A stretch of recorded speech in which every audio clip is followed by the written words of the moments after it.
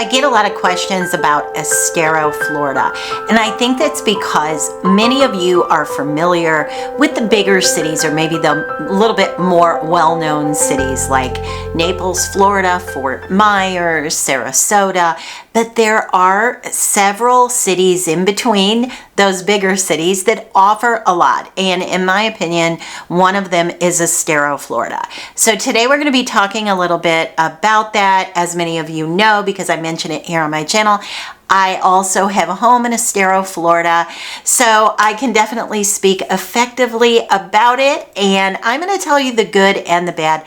As I always say on this channel, anybody can tell you about brochure living. We're not talking about brochure living because vacation Florida is not real life Florida. And if you're considering a move here on a full-time basis or even 6 months out of the year, you want to know the good and the bad. And you know, some of the bad you can live with, but you want to know about it. You don't want somebody to pretend it's not there. So today we're going to be talking about the good and the bad in Estero, Florida, where it is, what it offers, what it doesn't offer, and you can determine if it's a good fit for you. All right, now before we jump into this video, if this is the first time we're meeting, I want to introduce myself. My name is Barrett Pastor, and I've been a real estate broker for over 26 years.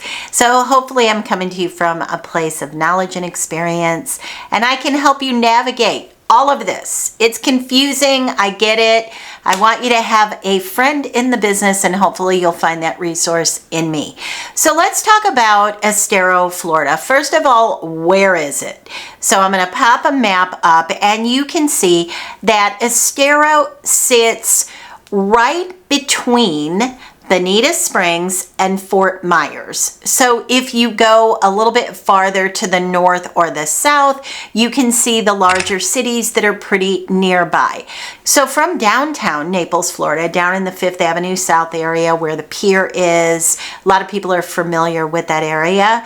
Estero is going to be about a 20-ish minute drive. You can easily drive it in the off season in 20 minutes. During season, it's of course going to be a little bit longer, but I always tell people to take Livingston because Livingston runs parallel to 41. If you have visited the area, you know what I'm talking about. So you're going to avoid all of that traffic. So you can get there from Estero to downtown Naples in about 20 minutes. Now, Estero to somewhere like Sarasota, that's going to be about an hour and 10 minutes, right in that range. Estero to maybe downtown Venice, about an hour. So the reason that I really like the location is that it feels very central. You can get to the things that are very enjoyable to the south and to the north very easily. So I really like the location. So about 6 or 7 years ago, Estero was seen as basically a pass-through. So when people were driving from Naples or Bonita Springs, they would just kind of pass through Estero on their way to Fort Myers or Cape Coral or Sarasota, wherever it is they were headed. You didn't even really notice you drove through it. It was just kind of there until Coconut Point Mall went in. Now that is a huge outdoor mall. You've got tons of shopping. So think about every store you would theoretically have in your indoor mall up north, but it's all outside. And then outside of that, in addition, in this Coconut Point area, you also have all of your typical anchor stores like, I don't know, Michael's, Best Buy, those kind of stores, Ross, what else is there? TJ Maxx, those kind of sort of regular anchor stores, also all there. Target, and restaurants scattered throughout, outdoor seating, little coal oven pizza places, restaurants that are a little bit more higher end. There's some good Italian restaurants in there. So it's kind of a huge event in itself. Because it's so big, because Coconut Point Outdoor Mall is so big, they also have a lot of events out in the parking lot. So every Thursday during season, they have a farmer's market, which is super fun. They have music, lots of things going on outside because, as you know, Florida is a year-round outdoor community. So you can enjoy so many things in that area. So once Coconut Point became so popular, people from Naples and Cape Coral and Fort Myers, everyone was heading to Coconut Point. So the cat was out of the bag at that point. Estero got discovered. All of the smart money came into the area and started building like crazy because 6-7 years ago, there was still a lot of land to build in Estero.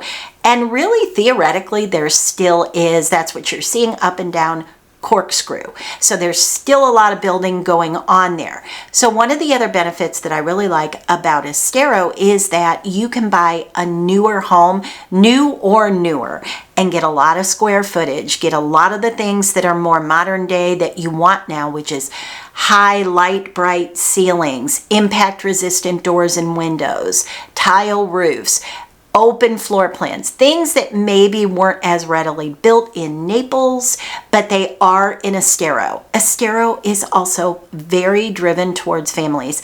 That is where you're going to see the younger people. And when I say that, I mean just demographically, if you look at the age range of the folks that live in Naples versus living in Estero, it's about 20 years younger. So you're going to see a lot of people in their early 40s, early 60s. That's sort of the range. 40 to 60 is a very common age range. In that area, you have a lot of people that moved into the area because the schools were considered a little bit better.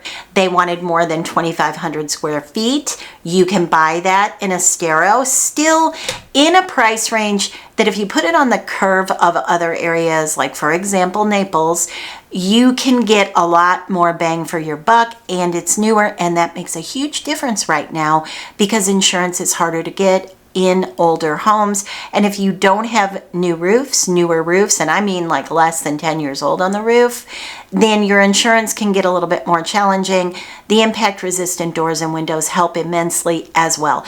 You can also request things that are important if you're worried about hurricanes, like a whole house generator. So anytime you can build or get something in, maybe say less than 5 years old, a lot of the challenges that we talk about here on my channel become non-existent, or at least a whole lot easier to navigate. I also love that as much as I love the beach, I don't mind driving 15 minutes to the beach. So in Estero, that's about what your drive is, maybe 15, 20 minutes to Bonita Beach or Barefoot Beach. That would be your closest beach. Now you can continue on down and go to any of the Collier County beaches, so up and down Naples. It's not far, maybe a half hour. Or you can head to the north and you can go anywhere along Estero Boulevard down out to Fort Myers Beach. So you have a lot of beaches along the way there as well. So what does Estero not have? It does not have a beach. You hear me give Cape Coral a hard time a lot for not having a beach. And I do that because so many people assume that if you're on the coast that you have a beach. And in my opinion, I don't count a little section of sand that somebody brought in on a dump truck, put it down, and then butted it up against a river. That to me is not a beach. So when I think of a beach, I'm talking about the Gulf of Mexico. So in Estero, you have a bay, and if you're standing looking at the beautiful bay, I personally am about a half a mile from the bay. If you look way across it, if you had binoculars, you could see Fort Myers Beach. But I don't consider that a beach because it's not the Gulf of Mexico. That's the way I look at it. So there is no beach in Estero, but there's a lot of little estuaries, a lot of little spots where you can drop in and do your little paddleboard or some canoeing.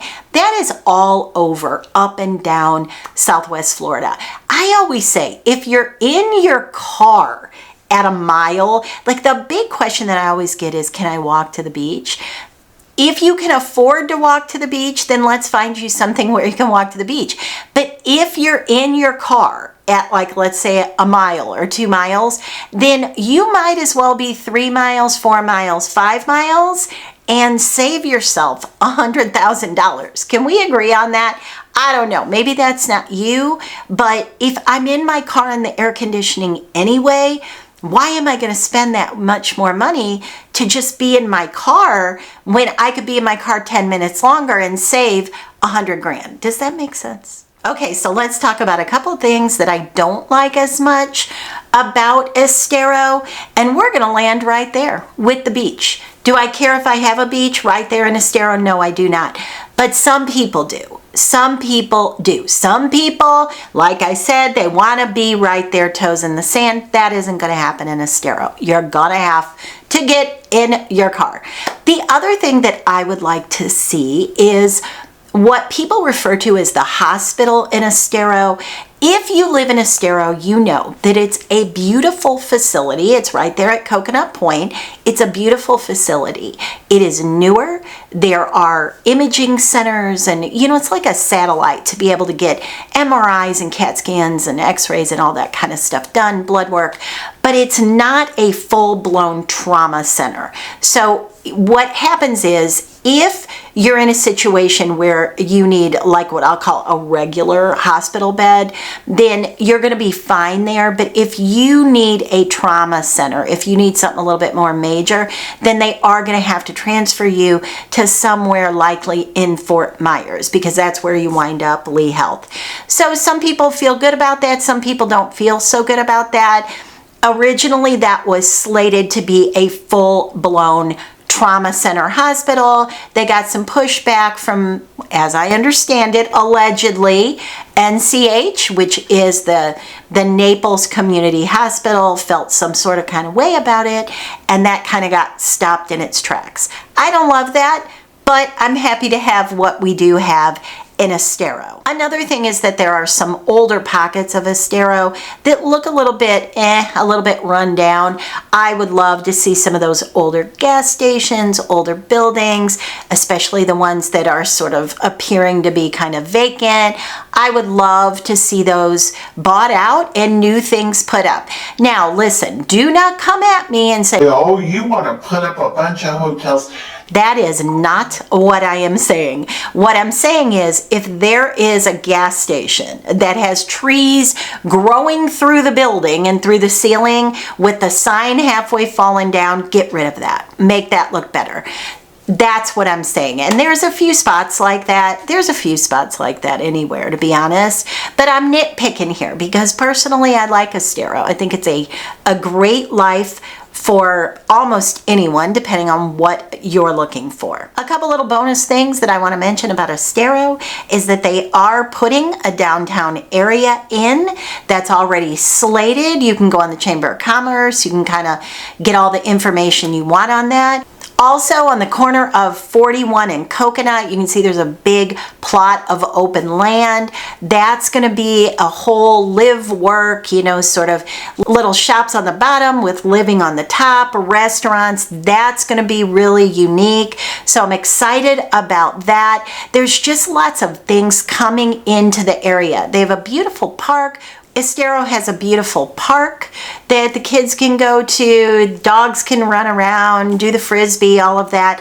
So to me, Estero feels a little bit more like maybe the suburbs that you're used to up north, but you're very close to beaches and there's palm trees everywhere, lots of shopping, restaurants, families. It just feels a little bit more like home.